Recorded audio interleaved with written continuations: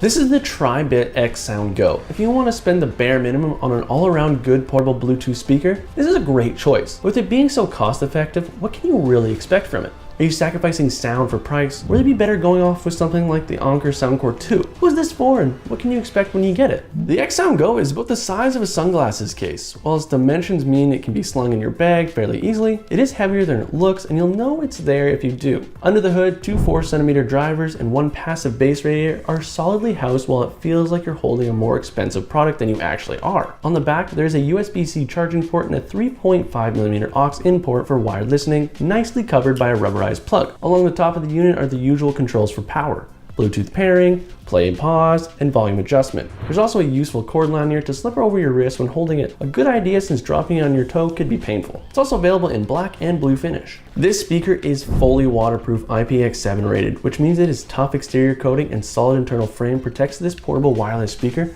from scratches and drops. It'll outlast years of wear and tear with ease. It also comes with a lanyard that allows you to hang the speaker from a shower head, a tree branch, or anything that has a hook. Creating an XSound Go stereo pair is easily achieved by purchasing two of them and long pressing one of the Bluetooth buttons for a few seconds. You hear a prompt followed by the declaration of right channel or left channel from each speaker, which makes this perfect for wireless desktop speakers. The triangular play button on the top of the unit can be pressed once for play pause, twice to skip forward, and 3 times to go back to the previous track, meaning you don't need to keep fiddling with your phone. There's no app support, but to expect one at this level would be kinda silly. The built-in mic delivers a satisfying performance. If you are less than 5 feet away from it, your voice will be loud and clear on the other end, especially if you're in a quiet environment. If you move further away, your voice will become muffled and distorted. The microphone doesn't feature any kind of noise canceling technology and it can pick up a certain amount of ambient noise. The Go's mic offers mediocre clarity. If you hold the mic close enough to your mouth, the issue can be avoided. However, the XSound Go can achieve consistent clarity even though I spoke fewer than 15 inches away from the pinhole mic in a quiet room. The battery performance is quite impressive. The actual playtime at 50% volume is approximately 20 hours. You will not get the advertised 24 hours at 50% volume. If you increase the volume, the playtime shortens. You will get less than 10 hours at full volume.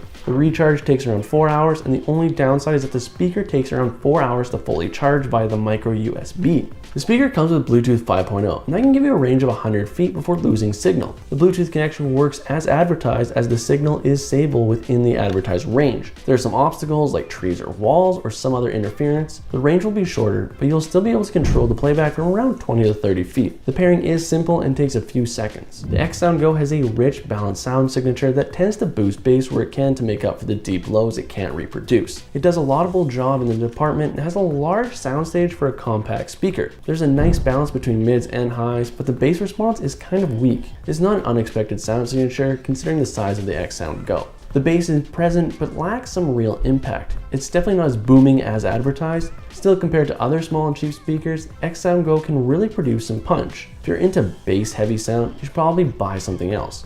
Probably something larger and probably more expensive. The mids are sweet and pleasant and the vocals are very clear. The highs are nice and detailed and the XSound Go is surprisingly loud for its size. The distortion creeps in at around 80% volume and it's really distracting at full volume. Stereo separation is practically non-existent, which is not surprising. The sound gets jumbled up when some complicated music piece with many instruments is being played. Unfortunately, there's little to recommend the XSound Go over something like the Anker Sound 2. The XSound Go provides an adequate, tonally accurate sound for the price, but it lacks the dynamic chops to keep your music energetic and exciting. And as such, my recommendation at this budget level is probably still going to be the Anker Soundcore 2, but maybe you'll find this speaker a little more exciting than I did at the price it is, or if you're using it as a monitor speaker.